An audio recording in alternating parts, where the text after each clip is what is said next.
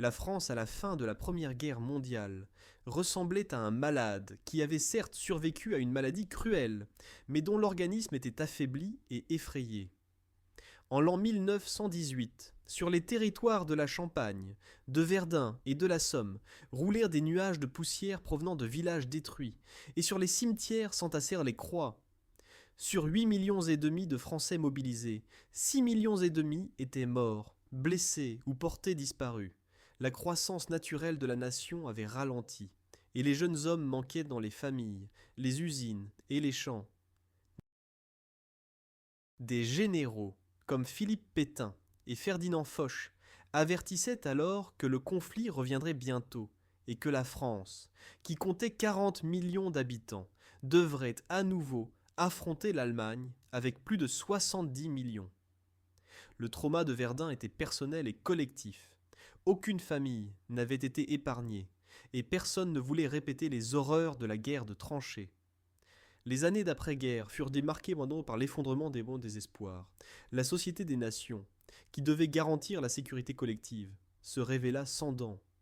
Les accords de Locarno devaient garantir les frontières occidentales de l'Allemagne. Mais les garanties étaient vagues et comptaient sur une aide britannique et américaine qui semblait incertaine. La réoccupation de la Rhénanie en l'an 1936 se déroula sans résistance. L'Italie de Mussolini, après l'occupation de l'Éthiopie, prouva qu'il était rentable pour les agresseurs de prendre des risques. À cela s'ajouta la grande crise économique qui causa en Europe un chômage sans précédent et des troubles sociaux. Une nation qui voulait moderniser son armée se débattait avec des caisses vides et des affrontements politiques entre la gauche et la droite. D'un côté se renforçaient les voix réclamant une armée professionnelle forte. De l'autre côté, la gauche mettait en garde contre le militarisme et préférait dépenser pour les programmes sociaux. Pourtant, dans ce climat confus, naquit l'idée d'un système défensif gigantesque qui devait ramener la paix dans les veines françaises. Le projet de la ligne Maginot ne devait pas être un simple mur.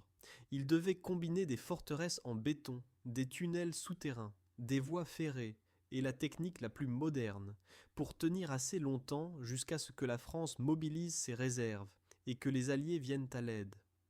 Ce projet grandiose symbolisait la détermination de plus jamais tomber dans le piège de l'impréparation. Tandis que d'autres États investissaient dans des unités blindées mobiles et l'aviation, la France décida de construire des villes souterraines. Le cadre international changeait en même temps rapidement. Le traité de Versailles ordonna à l'Allemagne de démilitariser la Rhénanie. Mais dès le début, il était évident que ces dispositions n'étaient que du papier. La France fut déçue quand le Parlement britannique et le Sénat américain hésitaient à ratifier des garanties claires, et Paris se tourna vers la stratégie de fortification et alliance. D'un côté construire des remparts, de l'autre conclure des traités avec les États voisins. Locarno apporta une réconciliation illusoire, mais l'arrivée d'Hitler au pouvoir et la remilitarisation de la Rhénanie, en l'an 1936, brisèrent cette illusion. La grande crise économique aggrava la situation. Le chômage et les grèves radicalisèrent la scène politique. En février 1934, défilèrent en Paris des manifestations de droite, et il y eut des affrontements violents, ce qui mena à des craintes d'un coup d'État fasciste. Au milieu des années 30 arriva au pouvoir le Front populaire. Léon Blum, Premier ministre socialiste et juif de France, dut équilibrer les réformes sociales avec Guy Dujnan, avec l'urgence du réarmement. En février 1937, il annonça au Parlement que son gouvernement suspendait le grand plan de travaux publics et de programmes sociaux et consacrait 20 milliards de francs à l'armée. Blum ordonna en même temps l'extension de la ligne Maginot le long des frontières belges. Mais à cause de la neutralité belge et du manque de finances, seul un petit nombre de bunkers légers fut construit jusqu'en l'an 1939. Dans un effort de coordination de la défense, Blum rencontra secrètement le Premier ministre belge Paul van Zeeland, mais celui-ci refusa des pourparlers d'état-major communs. La décision de Blum de ne pas intervenir dans la guerre civile espagnole pour éviter une scission dans la société française affaiblit également sa position. Certains politiciens de droite scandèrent même plutôt Hitler que Blum, montrant combien étaient profondes les contradictions internes. Ces dilemmes politiques et économiques montrent que la ligne Maginot naissait dans un environnement d'incertitude. Que se serait-il passé si l'architecture de sécurité apparemment incontestable s'était unie à la prospérité et à une volonté unifiée? Dans un moment, nous verrons comment la combinaison de compromis diplomatiques, de réformes sociales et de craintes de querelles internes influença le choix de la stratégie défensive et la construction de la ligne elle-même. Dans cette vidéo, vous apprendrez pourquoi la construction en béton qui engloutit des milliards de francs et 15 ans de travail perdit sa valeur stratégique en quelques jours. Nous présenterons les personnalités qui conçurent et promurent la ligne, ainsi que celles qui protestèrent contre elle. Nous décrirons à quoi ressemblait le service quotidien dans les bunkers, et nous nous mettrons dans la peau des soldats qui habitaient les profondeurs de la terre. Dans un moment, nous révélerons comment une décision politique sur la neutralité de la Belgique créa un trou dans le concept défensif. Nous examinerons quelles erreurs des services de renseignement et quels préjugés doctrinaux préparèrent le terrain pour la percée éclair. Et en conclusion, nous verrons ce que ce chapitre d'histoire nous dit sur les menaces d'aujourd'hui, qui n'ont pas de forme concrète. La Première Guerre mondiale laissa en Europe des cicatrices qui ne guérissaient pas. La France combattit alors dans les tranchées avec la conviction qu'elle tiendrait et épuiserait l'adversaire, et la stratégie de usure finit par apporter la victoire. Verdun, symbole de l'endurance française, causa d'énormes pertes, mais aussi un sentiment fort que la forteresse et les lignes fixes étaient la clé de la défense. Le général Pétain, qui dirigea la défense de Verdun, acquit dans les années d'après-guerre un statut presque cultuel. Sa voix avait du poids, et sa pensée de défense statique résonnait chez les vétérans et les civils. Pétain argumentait que la guerre future serait à nouveau un long épuisement, et que la France avait besoin de temps. Au contraire, de jeunes officiers, par exemple Charles de Gaulle ou Jean-Baptiste Estienne, attiraient l'attention sur le rôle des chars et de l'aviation et proposaient que l'armée se concentre sur la manœuvre rapide. La décision entre défense statique et mobile se déroulait dans les couloirs parlementaires et les commissions militaires. À la fin des années 20, le gouvernement institua une commission de défense sous la direction des maréchaux Pétain, Foch et Joffre, qui devaient évaluer les scénarios possibles. Le débat se polarisa. Les partis de gauche refusaient l'idée d'une grande armée professionnelle, craignaient le militarisme et soulignaient le coût des vies humaines. Les députés de droite et les vétérans voulèrent des forteresses comme assurance contre la supériorité allemande. En l'an 1926, André Maginot devint ministre de la guerre, vétéran de guerre qui marchait avec une canne. C'est lui qui présenta la loi sur la sécurisation des frontières, qui finalement débroqua le financement. Dans les années suivantes, le Parlement approuva 3 milliards de francs pour la construction des lignes, une somme qui équivaudrait aujourd'hui à des milliards de dollars. Du point de vue technique, le projet était planifié par l'organisation KORF, Commission d'organisation des régions fortifiées. Ces ingénieurs voyagèrent sur les champs de bataille de la Première Guerre mondiale, étudiaient de nouveaux matériaux, testaient le béton dans des conditions extrêmes et expérimentaient avec différents types de casemates et de dépôts de munitions. Dès l'an 1929, commencèrent les travaux d'excavation sur les premiers ouvrages en Alsace et Lorraine. Le réseau était conçu pour être modulaire, en cas de besoin. Il pouvait être construit progressivement et étendu davantage. Dans la première phase furent construites les principales forteresses aux endroits les plus faibles, ce qui nécessita des milliers d'ouvriers et l'équipement le plus moderne. L'image publique joua aussi un grand rôle. Les politiciens avaient besoin du soutien des citoyens pour justifier un investissement si énorme et laissèrent donc les journalistes visiter les objets en construction. Les journalistes décrivaient comment les soldats habiteraient dans des chambres souterraines, avec douches chaudes, qu'ils profiteraient de projections de films et de cuisines modernes. Les brochures publicitaires montraient la structure en béton comme un château du futur, rappelant des palais de science-fiction. Ainsi naquit le mythe du rempart invincible, qui se répandit rapidement aussi à l'étranger. Pourtant se faisaient entendre en arrière-plan des voix critiques, qu'on construisait un mur, qui s'adaptait au passé, non aux technologies futures. La construction elle-même n'était cependant pas seulement un projet technique, elle transformait aussi la vie dans les régions frontalières. En Alsace et Lorraine, apparurent entre les vignobles et les pâturages de nouvelles routes, des entrepôts et des camps d'ouvriers.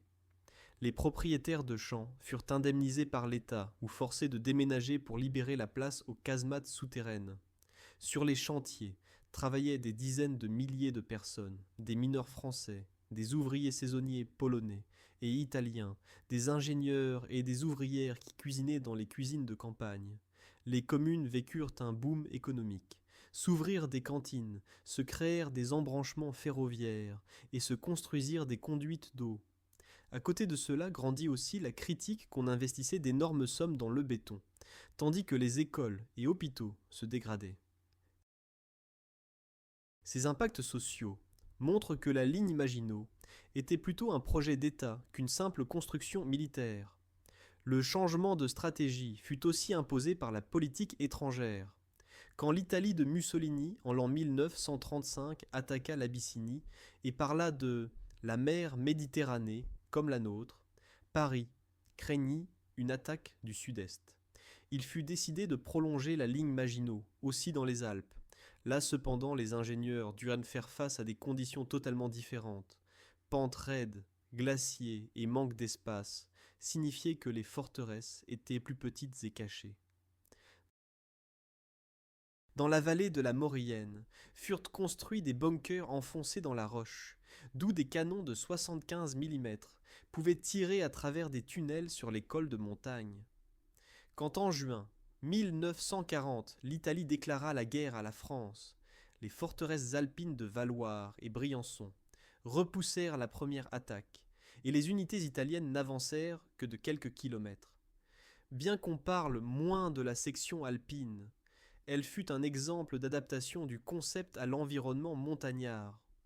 Il ne faut pas oublier non plus les soucis avec la nature. Le long des sections nord, surtout près de l'Escaut et de l'Escaut, l'eau souterraine était si haute que les excavations se remplissaient immédiatement. Les ingénieurs durent construire des cuves en béton et des systèmes de drainage, mais même ainsi, certains objets planifiés ne purent être achevés. Dans d'autres endroits, ils heurtèrent d'anciennes galeries de mines qui menaçaient de s'effondrer. Ainsi se révéla que construire une forteresse n'était pas seulement une question de béton et de fer, mais aussi de géologie. Dans un moment, nous ouvrirons les portes d'entrée du royaume souterrain, de la ligne Maginot. Nous verrons comment les éléments individuels étaient conçus pour se compléter mutuellement, comment on y vivait, et nous explorerons aussi quelques merveilles techniques qui semblaient alors impensables. Quand on dit bunker, la plupart des gens s'imaginent une petite pièce avec une meurtrière. La ligne Maginot combinait cependant des centaines de tels nœuds en un système complexe qui se décrirait mieux comme une ville souterraine. L'épine dorsale défensive principale était formée par les ouvrages, qui se divisaient en gros ouvrages, et petits ouvrages. Les grandes forteresses avaient souvent 10 à 12 blocs de combat, 20 casemates et une garnison, allant jusqu'à 1000 hommes. Les petites forteresses, 3 à 5 blocs et quelques centaines de soldats. Ces blocs étaient reliés entre eux par des couloirs et des tunnels menant dans les profondeurs de la terre. Les plafonds en béton armé avaient une épaisseur allant jusqu'à 3 mètres. Ils étaient renforcés par des poutres d'acier et résistaient ainsi aux canons les plus puissants que les Allemands possédaient à cette époque. Nous rencontrons d'abord la ligne de front. Ici se trouvaient les soi-disant maisons fortes, petites maisons en béton dans lesquelles étaient installés des observatoires et des émetteurs. Quand l'ennemi s'approchait, la garnison de ces objets allumait des explosifs sur les ponts pour ralentir l'avance, puis se retirer dans les parties plus profondes du système. Derrière elles, se dressant des casemates avec des meurtrières, Chaque casemate avait pour son secteur un canon anti-char, des mitrailleuses et des périscopes d'observation.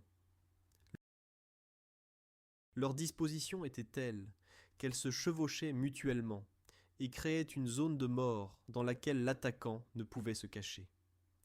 Certaines mitrailleuses étaient placées dans des tourelles rétractables qui sortaient au-dessus du terrain, tiraient une salve, puis se cachaient à nouveau pour éviter le tir de riposte. Derrière la ligne des casemates s'étendaient les grandes forteresses. Chaque gros ouvrage avait au minimum 2 entrées, une pour l'infanterie et une pour les munitions. Les entrées étaient à plusieurs kilomètres derrière la ligne de combat et les reliait un système de tunnels avec une voie ferrée à écartement réduit sur laquelle roulaient des locomotives électriques ou diesel. Ces petits trains apportaient taux de nourriture, cartouches et matériel des entrepôts extérieurs au souterrain sans que les garnisons aient à sortir en surface. Dans les plus grands objets fonctionnait un réseau téléphonique interne et des communications radio. Des milliers de câbles menaient aux unités environnantes et aux états-majors centraux. Certains câbles de liaison avaient une longueur de 30 km et étaient installés dans des gaines blindées pour résister aux secousses d'artillerie. Dans le souterrain se trouvaient des casernes, des réfectoires, des salles d'opération, des entrepôts de nourriture et de munitions, mais aussi des chambres pour les officiers, des hôpitaux, des chapelles et des blocs sanitaires. La climatisation et les filtres maintenaient l'air pur. D'ingénieux ventilateurs évacuaient la fumée et protégeaient la garnison contre les gaz de combat. Les soldats avaient à disposition des salles de cinéma, des bibliothèques et des salles de sport. Pour qu'ils ne souffrent pas du manque de lumière du jour, le commandement installa des solariums qui simulaient les rayons UV.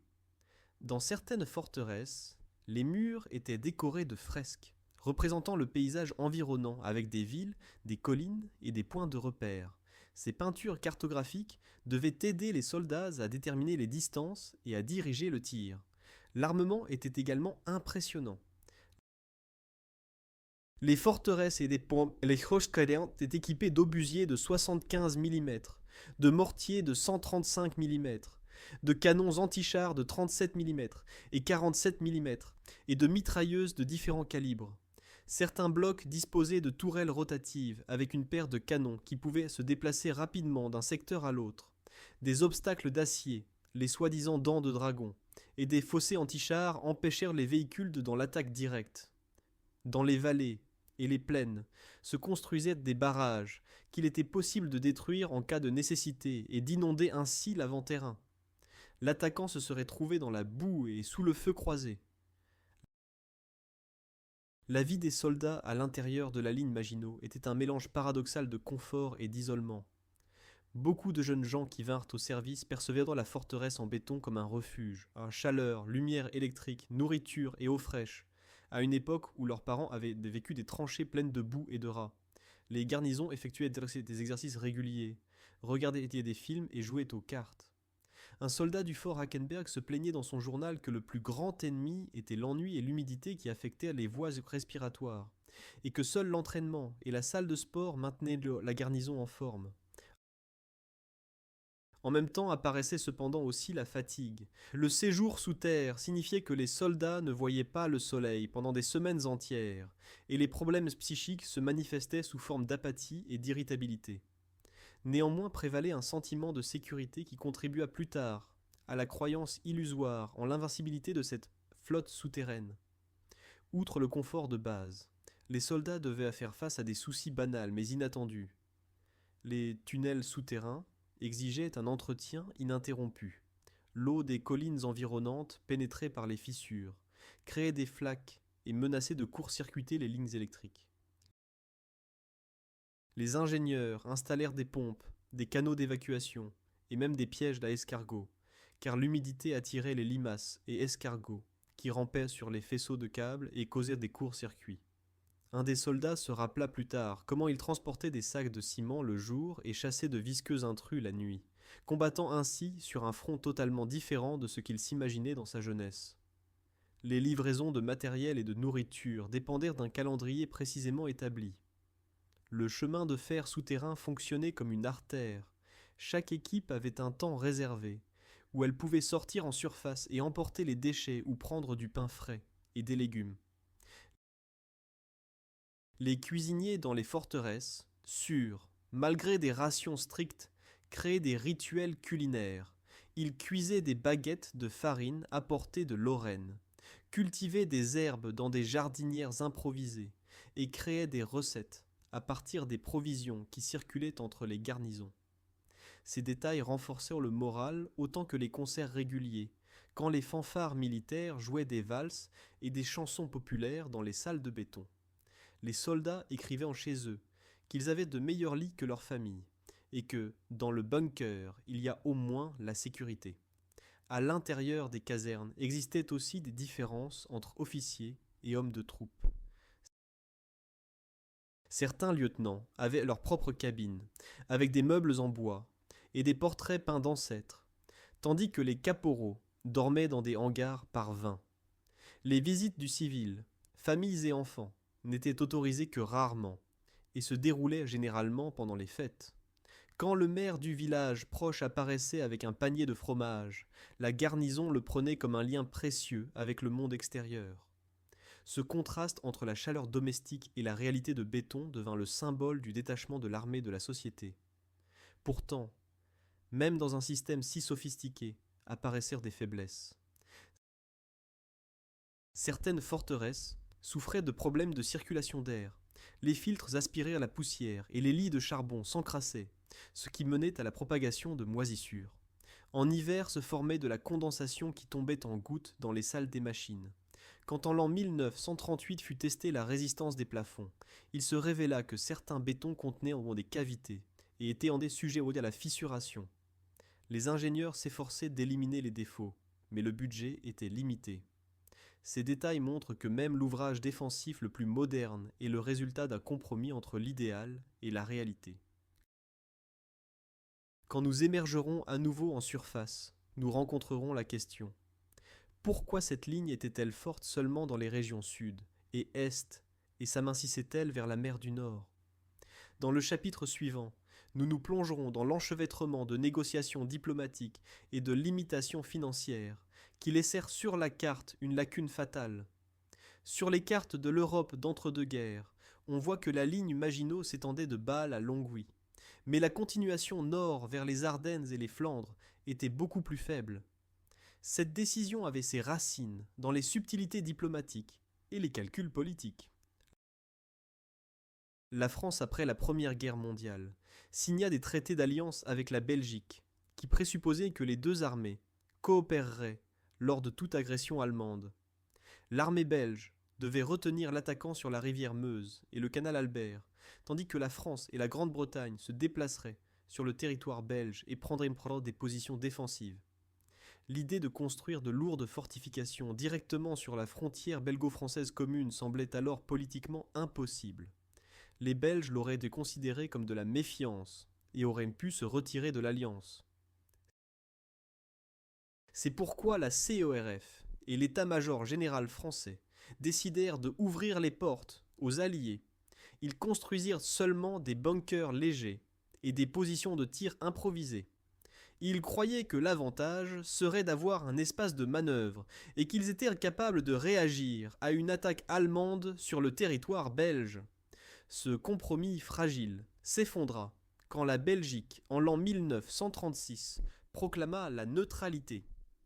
Le roi Léopold III craignait que son pays devienne un champ de bataille de puissances étrangères, et avec l'accord du gouvernement proclama la neutralité, rompant ainsi les accords défensifs antérieurs.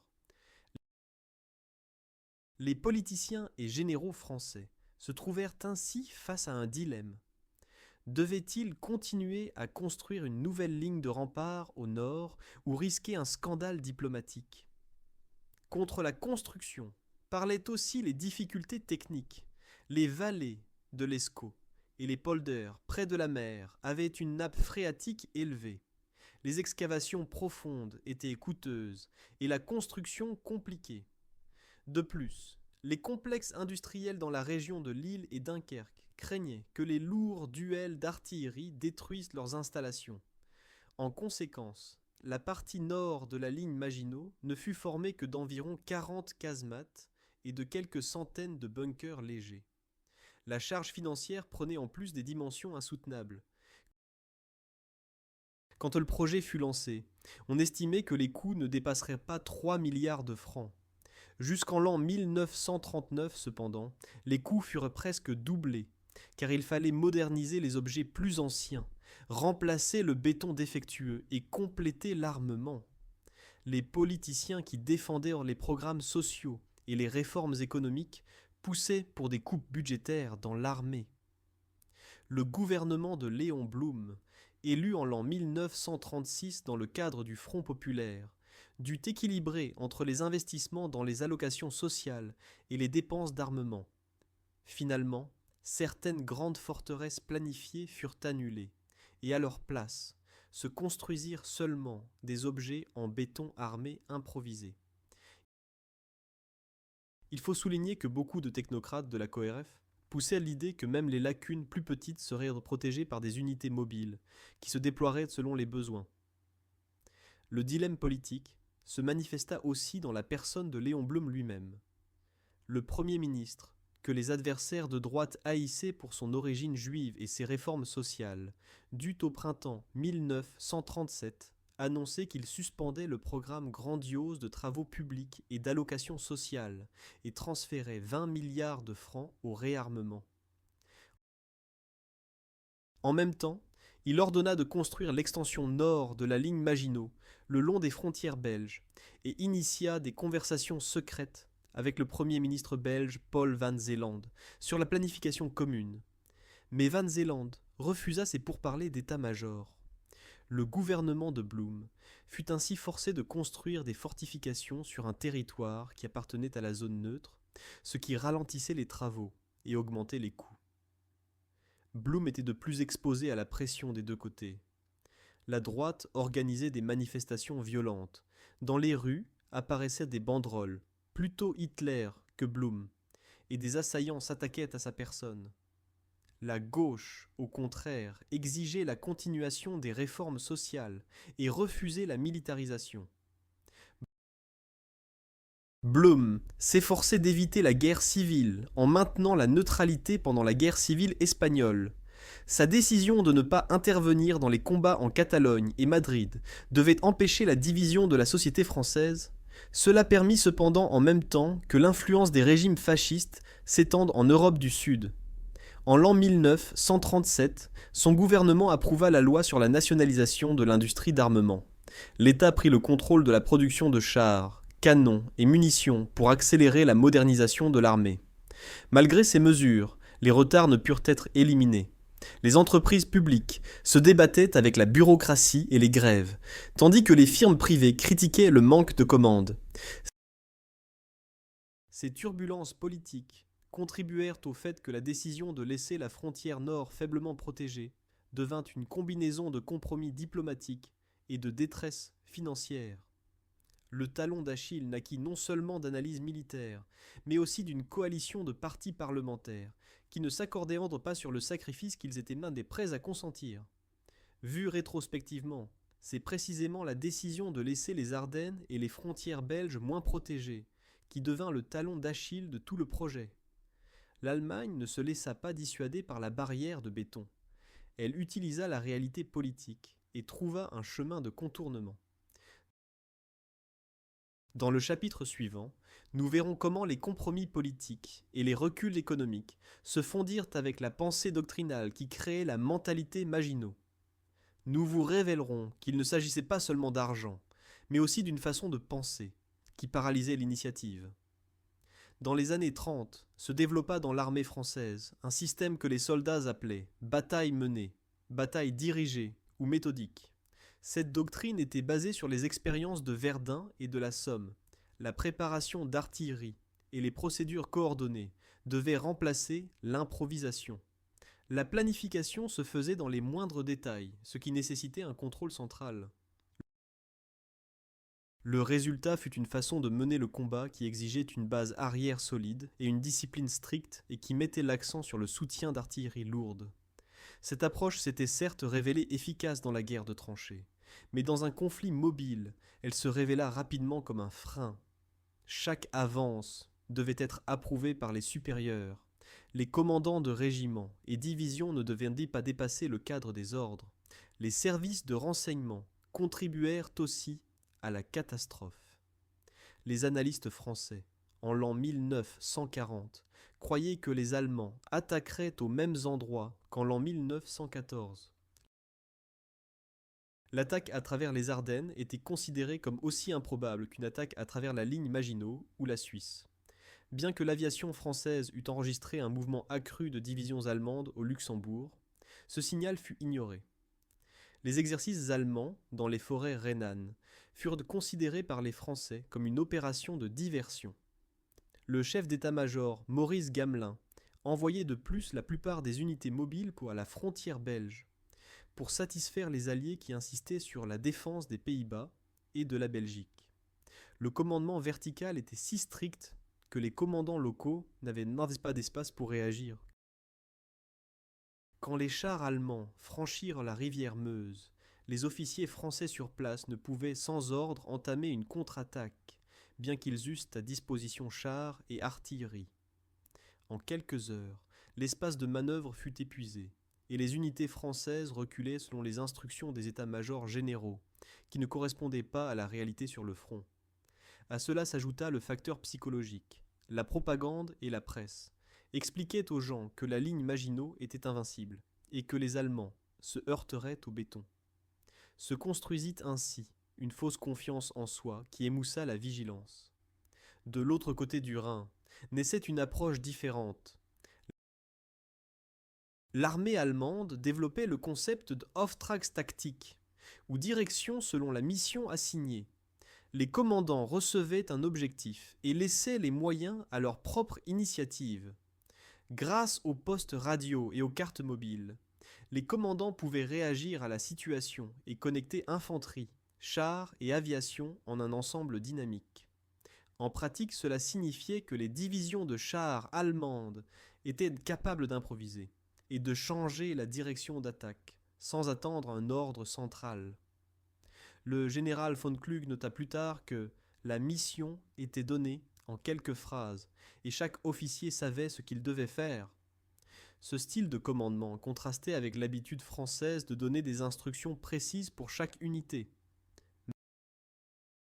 Même là où la France avait l'avantage numérique, par exemple dans le nombre de chars, elle perdait à cause de la mauvaise communication. En l'an 1940, l'armée française avait plus de véhicules blindés que les Allemands, mais la plupart des chars étaient divisés en petits groupes et manquèrent de postes radio. Si le commandant d'une compagnie de chars avait des ennuis, il devait envoyer un agent de liaison à pied ou à moto. Les équipages allemands, au contraire, pouvaient immédiatement coordonner avec l'artillerie et l'aviation par signal radio. Des archives historiques, nous savons que plusieurs officiers français, par exemple le colonel Charles de Gaulle, proposèrent de créer des corps blindés indépendants et de les utiliser pour des contre-attaques rapides. De Gaulle, dans ses mémoires, affirmait que le char n'est pas une arme d'infanterie, mais un instrument de percée, et qu'il devrait être utilisé en grandes unités. Ces propositions heurtèrent cependant l'opposition de l'état-major général conservateur, qui craignait que la concentration de chars affaiblisse les autres secteurs de front et augmente les pertes. Ces propositions restèrent sur papier, et la doctrine de bataille méthodique resta dominante. Parmi les insuffisances figurait aussi le fait que l'armée française n'effectuait pas de grandes manœuvres au niveau des corps. Selon le témoignage de certains officiers, avant la guerre, la plupart des manœuvres n'étaient qu'au niveau régimentaire. Les soldats apprenaient à entrer correctement dans les tranchées et construire des abris, mais rarement s'exerçaient à la coopération entre chars, artillerie et aviation. Quand donc vint la bataille, les éléments individuels ne comprenaient pas le langage des autres. Dans un moment, nous verrons comment cette flexibilité se manifesta en pratique lors du plan Manstein. Nous nous approcherons de l'opération risquée, qui consistait à faire passer des chars à travers montagnes et forêts, là où les Français considéraient cela comme impossible. Le commandement allemand en l'an 1940, ne croyait pas qu'une répétition du plan Schlieffen de l'an 1914 apporterait le succès. Ils préparèrent des variantes, mais la plupart des généraux hésitaient à abandonner le concept traditionnel de percée à travers la Belgique et les Pays-Bas. Un rôle clé fut joué par le général Erich von Manstein, alors chef d'état-major du groupe d'armée A, qui proposa une alternative radicale. Le coup principal devait passer par les Ardennes peu défendues, puis en France. Son Sichelschnitt, faux, qui devait séparer les armées ennemies, consistait en un déploiement triple. Le groupe d'armée C devait livrer bataille sur la ligne Maginot et feindre l'attaque. Le groupe d'armée B devait envahir les Pays-Bas et la Belgique pour détourner l'attention. Et le groupe d'armée A, avec ses 10 divisions blindées, devait pénétrer par les routes étroites des Ardennes et franchir la rivière Meuse. Le risque était énorme. Les Ardennes étaient considérées comme presque impraticables pour de grandes colonnes mécanisées à cause des forêts denses, des routes étroites et des pentes raides. Les Allemands durent organiser des convois qui roulaient en file unique sur les routes étroites et étaient vulnérables aux attaques aériennes. Si l'aviation alliée avait détruit les ponts et les cols, le plan allemand aurait fini en catastrophe. La Luftwaffe obtint cependant la supériorité aérienne. Les Stukas et Messerschmitt attaquèrent les aérodromes français et les positions d'artillerie, éliminant ainsi le danger de contre-attaque aérienne. Une opération spéciale faisait partie du plan, qui devait ouvrir le chemin à travers le canal Albert. À la frontière belge se dressait la forteresse d'Eben-Emael, considérée comme l'une des forteresses les plus puissantes au monde. Les Allemands constituèrent une unité de 420 parachutistes. Une partie d'entre eux se concentra sur 3 ponts, et 87 hommes devaient occuper la forteresse elle-même. Dans la nuit du 9 au 10 mai 1940, leurs planeurs sans moteur atterrirent directement sur le toit de la forteresse. Les défenseurs furent les surpris. De plus, la forteresse n'avait pas préparé de projectiles appropriés, par exemple des cartouches à mitraille, qui auraient paralysé les attaquants. Le commando aéroporté allemand utilisa des charges creuses, des lance-flammes et de la dynamite. En 10 minutes, il détruisit 9 des 10 positions d'artillerie. La garnison devait avoir 1200 hommes, mais il n'y en avait qu'environ 750. Une partie des officiers était en permission. Les Allemands occupèrent la forteresse, et avec elle les ponts clés, ouvrant ainsi le chemin aux divisions de chars. Cette attaque par unité de planeurs choqua le monde entier. Eben-Emael était construit sur la même philosophie que la ligne Maginot. Il combinait béton, obstacles d'eau et tourelles rotatives. Les Allemands prouvèrent cependant que même la forteresse la plus moderne pouvait être neutralisée par une tactique inattendue. Les parachutistes atterrirent d'une hauteur de quelques dizaines de mètres, fixèrent des charges creuses sur les meurtrières et avec des lance-flammes brûlèrent les défenseurs du souterrain. Les unités belges des environs tentèrent par une contre-attaque d'occuper les ponts, mais la tête de pont allemande fut renforcée par des mitrailleuses lourdes. Un jour plus tard, roulaient sur le canal Albert des colonnes de Panzer IV et III, qui sans cette opération auraient dû chercher un autre chemin. Les expériences avec Eben-Emael menèrent les Allemands à une autre innovation. L'utilisation de véhicules de pont et d'unités du génie qui pouvaient construire des passages sur les rivières en quelques heures. Aux Pays-Bas, les parachutistes occupèrent les aérodromes près de La Haye et Rotterdam, assurant ainsi les pistes d'atterrissage pour les Ju-52. L'armée hollandaise résista courageusement, mais fut écrasée par la combinaison de bombardements et d'avances rapides. Ces coups au nord détournèrent l'attention des Alliés du véritable centre de gravité de l'opération et confirmèrent que la Blitzkrieg était plutôt un concept opérationnel qu'un simple raid de chars. Quand le 13 mai les chars allemands arrivèrent à la rivière Meuse près de Sedan, ils ne firent pas face à une défense massive. Les généraux français pensant que cette région serait secondaire, et il y avait donc là principalement des unités de réserve et des soldats âgés. Les Allemands, sous le commandement du colonel Hermann Balck, envoyèrent les premiers soldats dans des bateaux en caoutchouc. Simultanément, les Stukas bombardèrent les positions d'artillerie françaises, liquidèrent les batteries et semèrent la panique. L'afflux d'infanterie créa une tête de pont sur laquelle furent construits des ponts de ponton pour les chars.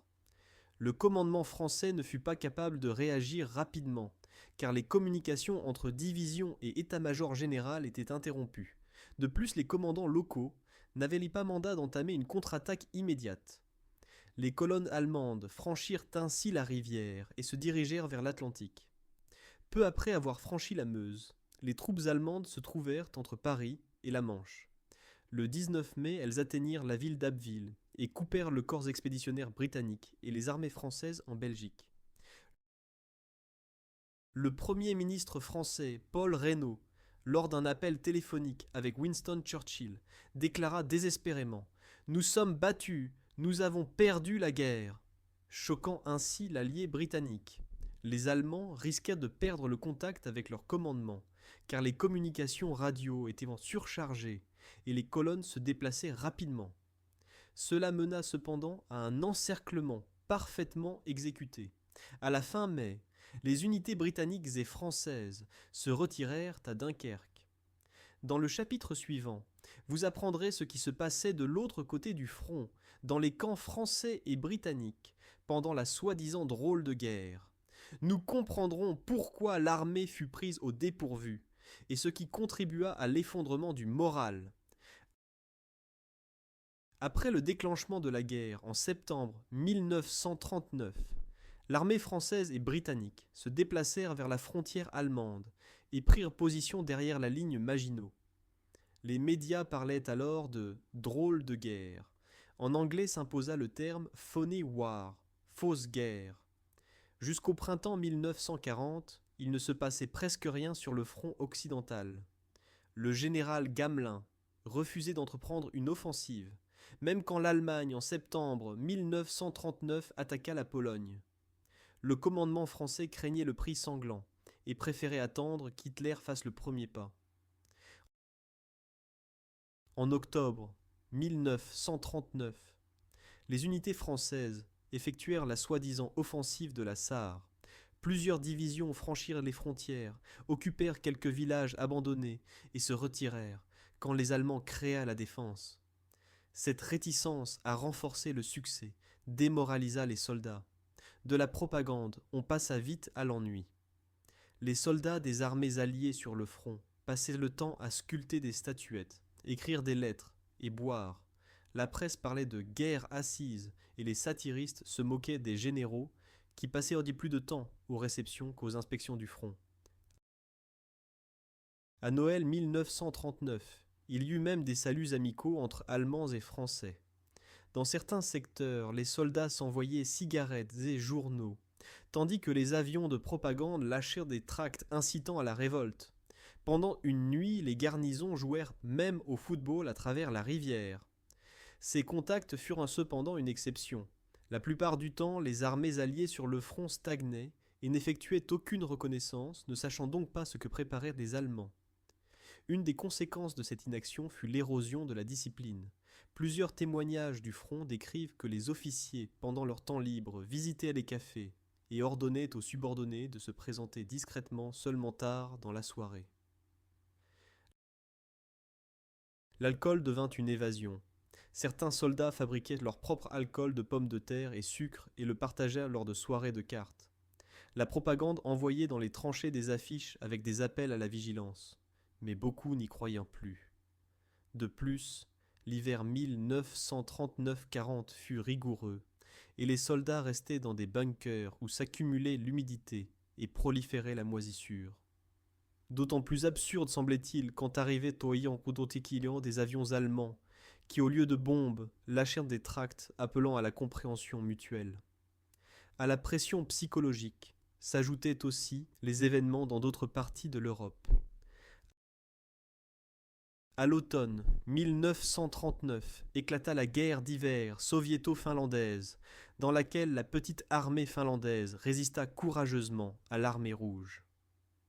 Les politiciens et généraux français discutaient s'ils devaient envoyer un corps expéditionnaire au secours de la Finlande, non pour des raisons humanitaires, mais pour limiter la puissance soviétique et détourner l'attention du public.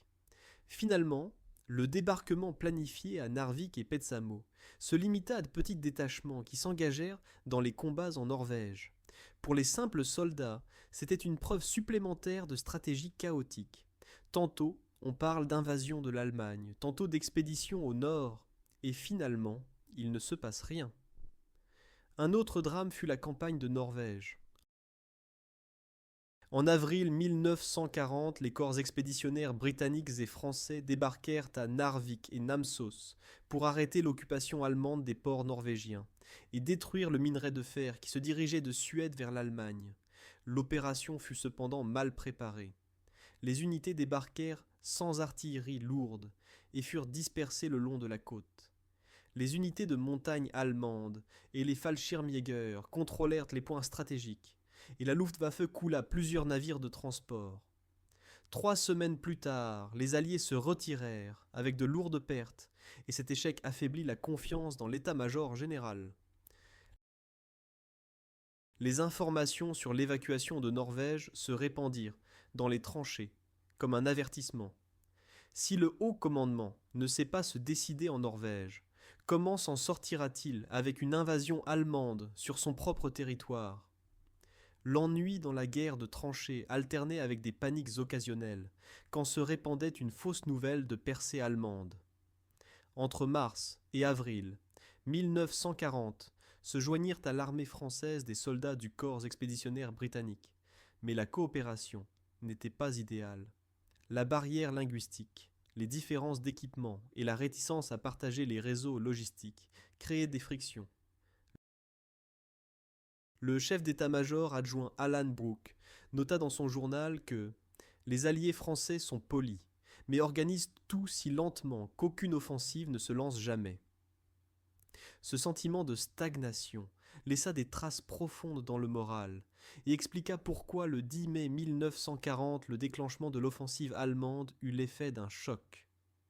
Tandis que les soldats français restaient dans des tranchées humides et des bunkers de béton, la propagande allemande s'efforçait de les convaincre que leur politique était erronée. Les tracts qui tombaient du ciel appelaient à l'alliance contre les bolcheviks et parlaient donc de culture occidentale commune. Dans les cafés français apparaissaient des plaisanteries sur le général Gamelin, qui s'était soi-disant endormi sur la carte.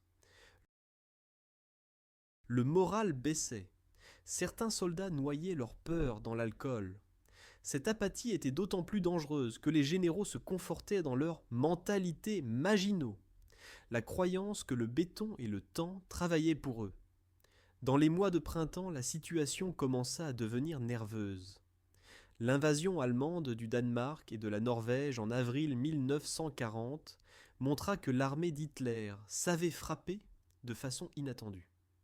Certains députés français appelaient à une intervention rapide, mais l'état-major général resta passif.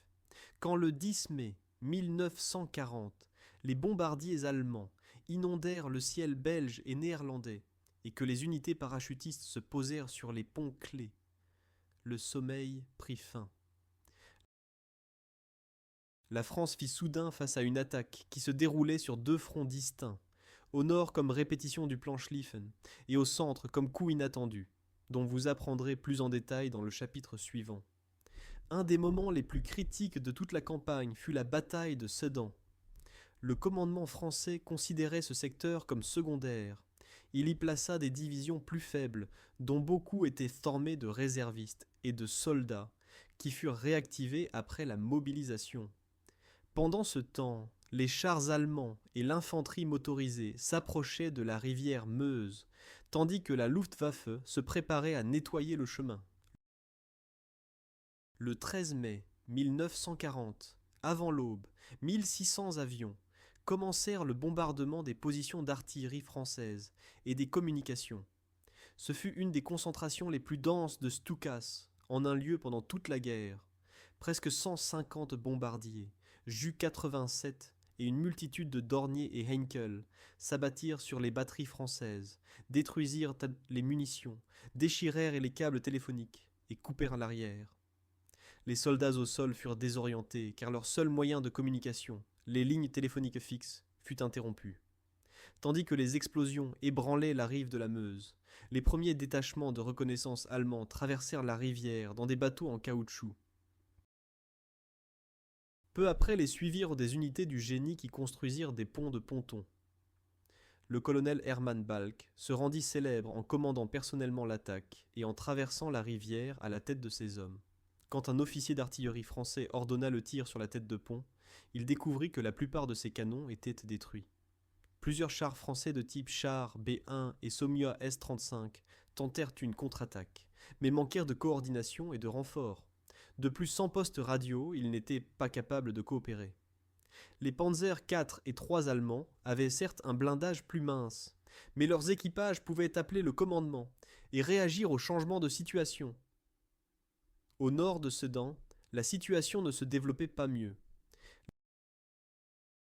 Les unités belges, néerlandaises et françaises en Belgique se trouvèrent prises entre le groupe d'armée B allemand et le corps de Guderian. La moitié des forces blindées françaises fut déployée dans les Ardennes belges où elle s'engagea dans les combats avec la 7e division blindée allemande. Même si la France avait un plus grand nombre de chars, ils étaient divisés en petits groupes et assignés aux formations d'infanterie. Les Allemands, au contraire, concentrèrent les chars en grandes unités, les soutenaient par l'artillerie et l'aviation et utilisaient les communications radio. Le corps expéditionnaire britannique s'efforçait de reculer. Le général John Gort décida le 23 mai de se déplacer vers la côte pour assurer l'évacuation. Le Premier ministre français Reynaud appela Winston Churchill à envoyer des renforts, mais le Premier ministre britannique soulignait la nécessité de sauver ses propres unités. Sedan devint un tournant psychologique. Quand les chars allemands percèrent la défense française, la panique se répandit. Les officiers signalaient le trou de Sedan et considérèrent le front comme percé. Les opinions sur la possibilité de défendre Sedan diffèrent. Certains généraux français affirment qu'on aurait pu, par une contre-attaque, détruire les ponts allemands. Mais la rigidité doctrinale, la peur pour les réserves et la fausse certitude dans les forteresses menèrent à la passivité. Quand le 14 mai, le Premier ministre français Reynaud s'adressa au gouvernement britannique avec les mots « Nous sommes battus », il reflétait non seulement la situation militaire, mais aussi le sentiment que la barrière psychologique avait été percée. Quelques jours après cette réunion de crise eut lieu un changement fondamental dans le commandement. Le commandant en chef Maurice Gamelin fut remplacé le 17 mai par le général Maxime Weygand, qui revint du Proche-Orient et s'efforça immédiatement d'organiser une nouvelle ligne défensive sur la Somme et l'Aisne, appelée plus tard ligne Weygand. Weygand appelait à la bataille pour le temps, dans laquelle l'armée française devait reculer pour gagner l'espace nécessaire à la réorganisation. Ces ordres arrivaient cependant tard, et les unités étaient démoralisées. De plus manquaient les réserves mobiles, qui auraient pu arrêter l'avalanche allemande déjà lancée. Les chars allemands, pendant ce temps, zigzaguaient entre rivières et canaux et contournèrent les barrages. La situation fut encore compliquée par la géopolitique. Le 10 juin 1940, l'Italie se joignit à l'Allemagne et déclara la guerre à la France. Les unités italiennes dans les Alpes n'avancèrent certes que de quelques kilomètres, mais cette attaque força l'état-major général français à déplacer une partie des unités vers le sud et ouvrir un autre front.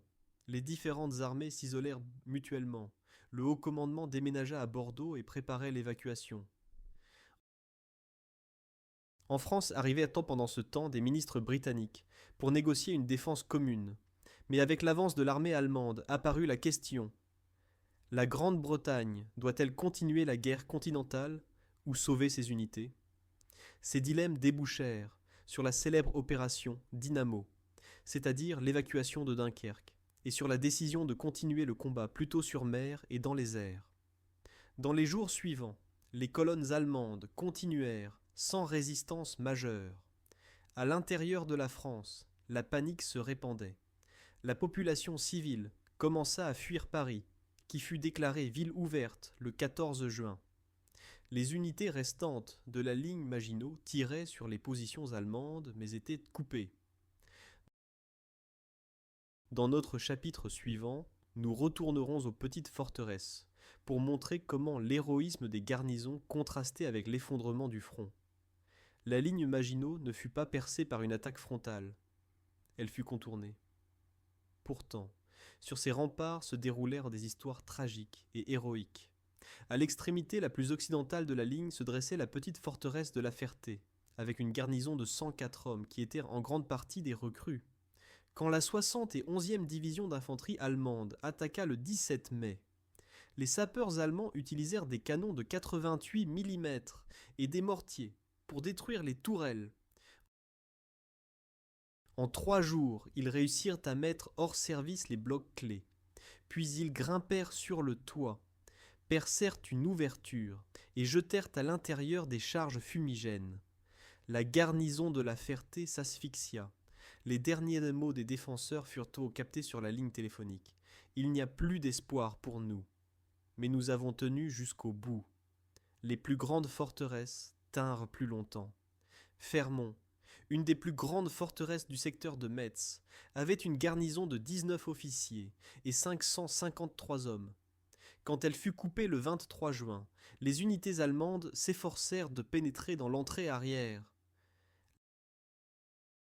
La garnison se défendit 9 jours. Elle lançait des contre-attaques, réparait les murs percés et refusait les sommations de capitulation. Ce n'est que le 1er juillet, après la signature de l'armistice entre la France et l'Allemagne, que Fermont se rendit.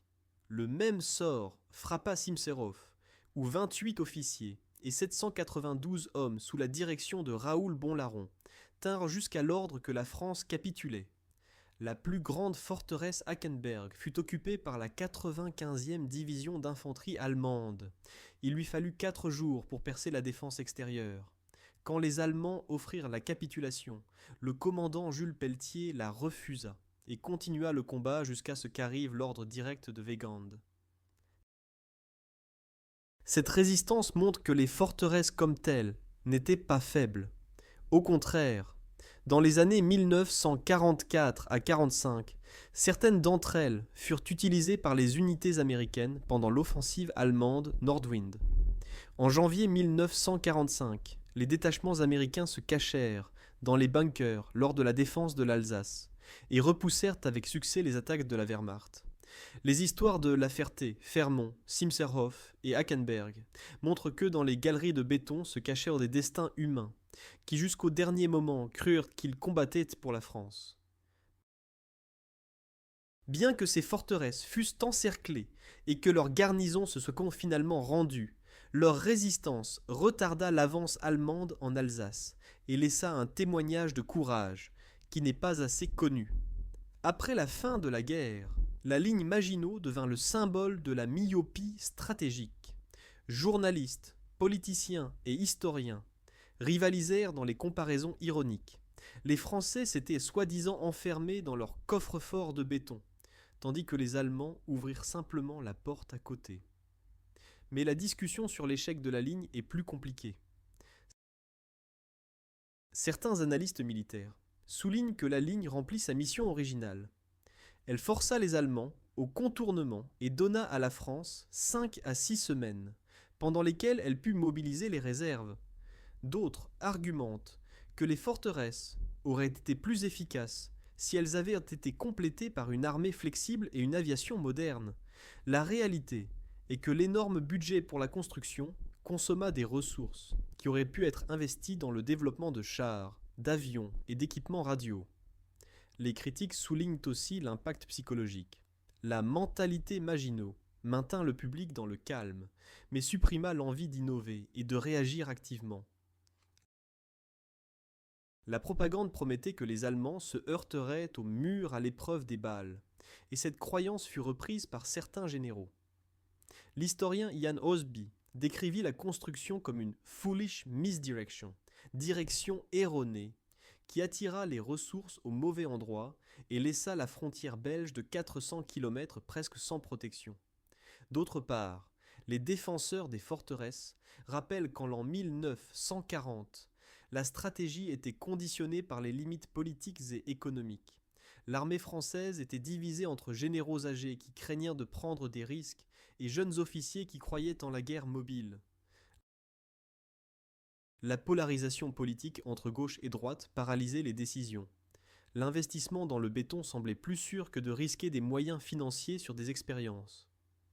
Quelle que soit l'opinion vers laquelle nous penchons, il est certain que la ligne Maginot devint une métaphore pour tout système qui se prépare à la dernière guerre et ignore les technologies futures. Dans l'après-guerre, le destin des forteresses différa. Beaucoup furent abandonnés et envahis par les broussailles, d'autres furent transformés par les propriétaires en granges et entrepôts. Certaines forteresses devinrent des attractions touristiques. Les guides racontent les tunnels souterrains, montrent les tourelles rétractables et expliquent comment fonctionnaient les filtres contre les gaz de combat.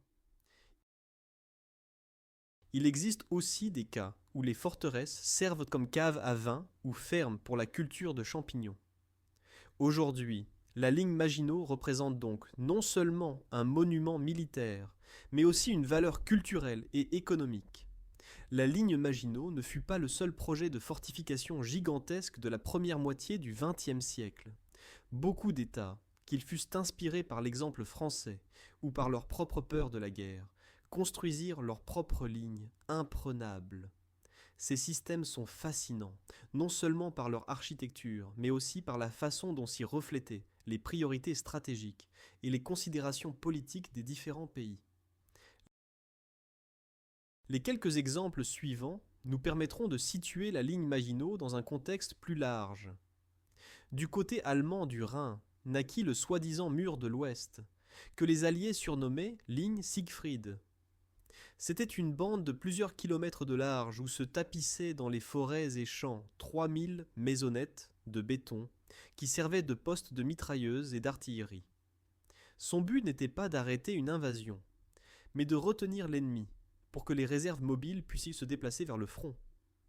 Dans les années 1939 à 40, la plupart de ces objets restaient vides, car Hitler se concentrait sur l'offensive à l'ouest.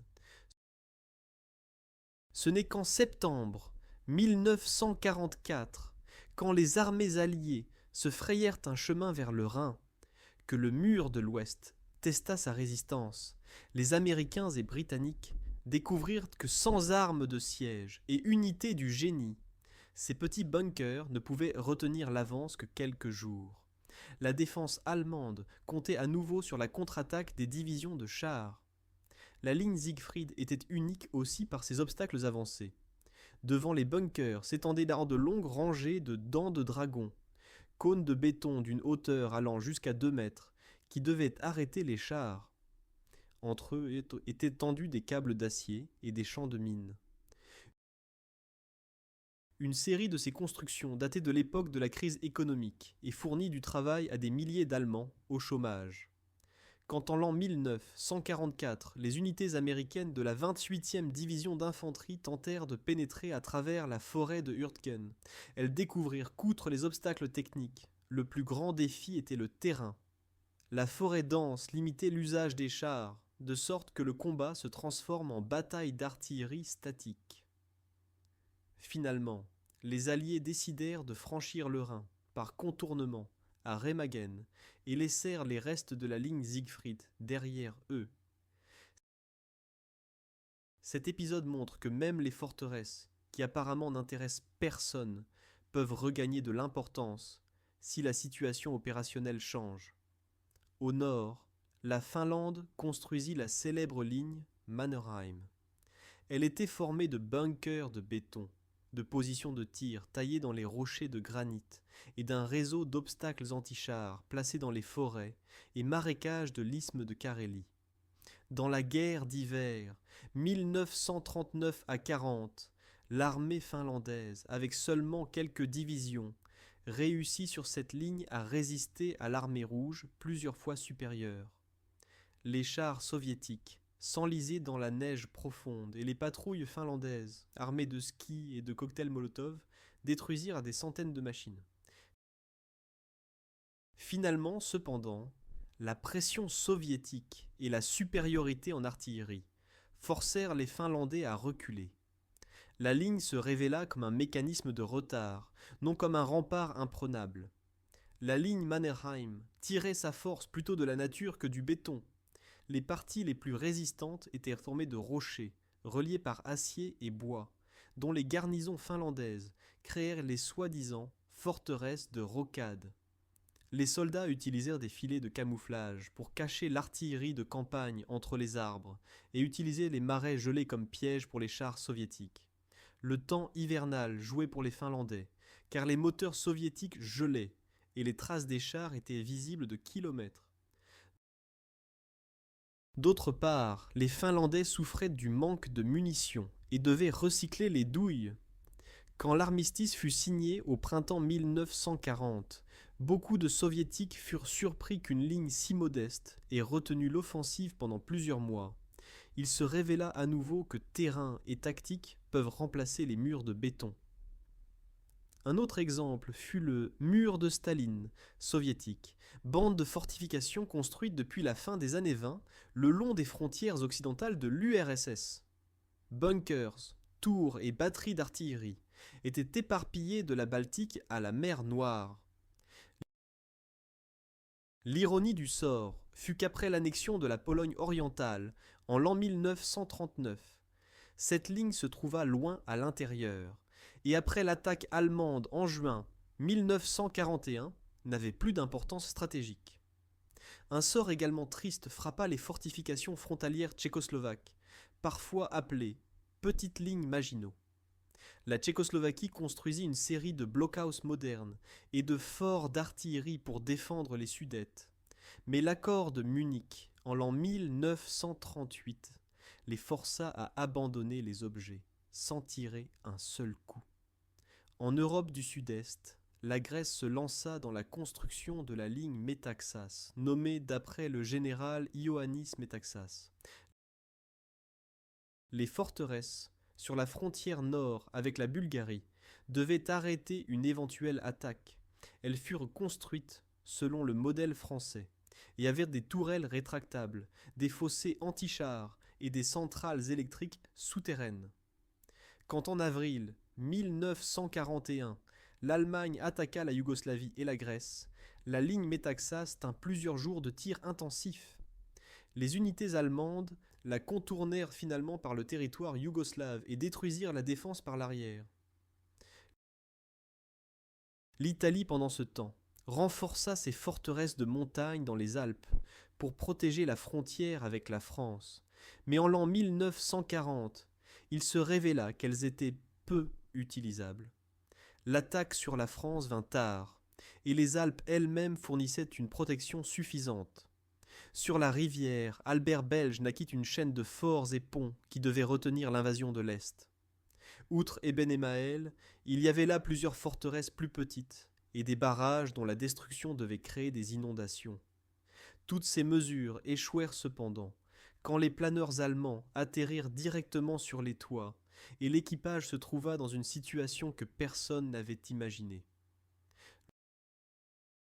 Le choc qui suivit la chute d'Eben-Emael en quelques heures fit le tour du monde et convainquit beaucoup d'observateurs que l'ère des systèmes de forteresses touchait à sa fin.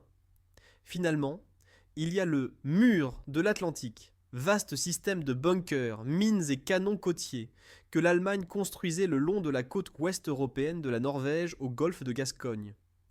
Le maréchal Erwin Rommel était convaincu que l'invasion ne pouvait être arrêtée que sur la côte et fit construire des milliers de postes de béton disposés sur les plages des Pieux, appelés cheval de frise de Rommel, et miner la mer. Le jour J cependant, les forces de débarquement alliées utilisèrent la surprise, la supériorité aérienne et les opérations de désinformation pour disperser les réserves allemandes. Les défenseurs attendèrent l'attaque au Pas-de-Calais, et la Normandie était faiblement occupée. Des milliers de bunkers, seules quelques dizaines utilisèrent pleinement leurs armes, et le succès du débarquement montra à nouveau que la forteresse ne peut que ralentir, non arrêter un attaquant déterminé. Les expériences de Normandie fournissent un contraste remarquable avec la pensée Maginot. Rommel et ses collègues croyaient qu'un dense réseau de champs de mines, d'obstacles antipersonnels et de postes d'artillerie de béton empêcherait l'infanterie de débarquer. Ce faisant, ils ignoraient seul la possibilité que l'attaquant choisisse une autre tactique. Tapis aériens, chars flottants et ports artificiels. Les préparatifs d'invasion comprenaient la construction de môles flottants, Mulberry, et l'usage de véhicules spéciaux, comme chars lance-flammes et démineurs. Quand le 6 juin 1944 partirent, Canadiens, Britanniques et Américains, vers les plages, leurs sapeurs créèrent rapidement des couloirs à travers les obstacles, tandis que le soutien d'artillerie navale détruisit beaucoup de positions allemandes. Dans les jours suivants, il se révéla que la plus grande menace n'était pas les bunkers, mais les réserves mobiles. Et celles-ci furent à cause des ordres d'Hitler et de la désinformation alliée déployée ailleurs. Le mur de l'Atlantique, quelque grandiose qu'il fût, remplit ainsi le rôle de barrière morale plutôt que de mur efficace. La comparaison de ces systèmes montre que la défense statique a toujours deux visages. D'un côté, elle permet à un petit nombre de défenseurs de résister à la supériorité numérique et gagner du temps. De l'autre, elle exige le soutien de forces de manœuvre et d'équipements modernes. Dans tous les cas mentionnés, de la ligne Mannerheim au mur de l'Atlantique, joua un rôle décisif le fait que les forteresses fussent partie d'un plan opérationnel plus large, ou qu'elles devinssent un substitut à une véritable stratégie.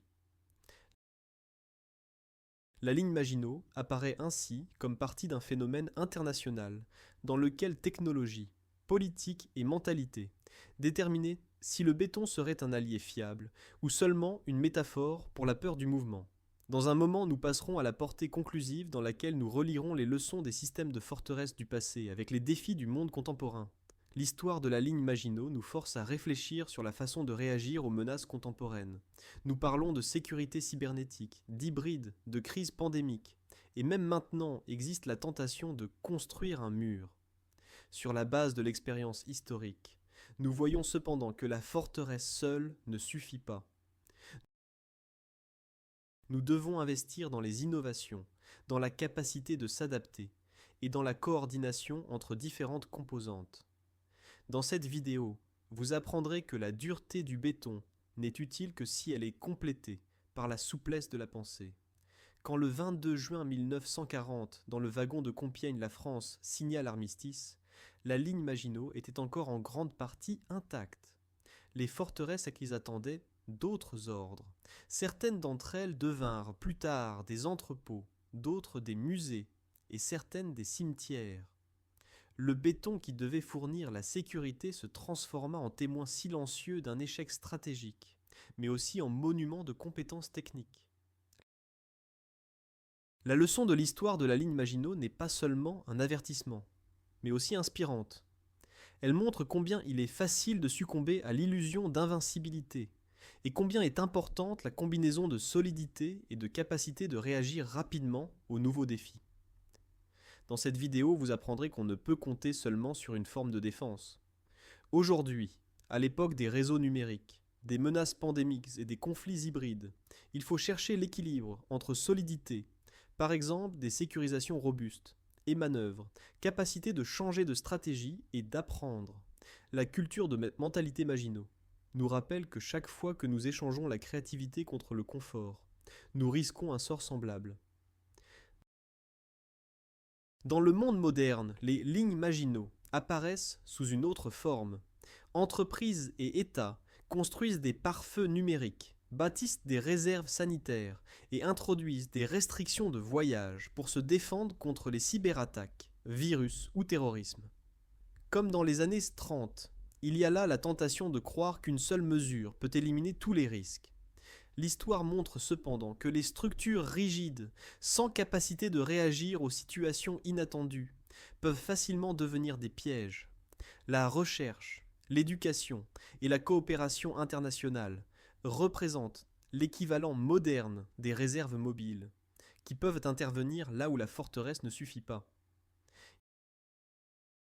Il s'agit de faire que la mentalité de forteresse devienne seulement une composante d'une approche complexe, non son substitut. Je vous remercie d'avoir plongé avec moi dans cette histoire détaillée, pleine de détails techniques, de destins humains et de leçons géopolitiques. Si vous ont fasciné les villes souterraines, les soldats courageux et les échecs stratégiques, donnez s'il vous plaît un like à ce contenu et partagez-le avec vos amis. J'ai hâte de vous retrouver pour d'autres sujets historiques et vous invite à continuer de chercher des enseignements de l'histoire pour notre monde contemporain.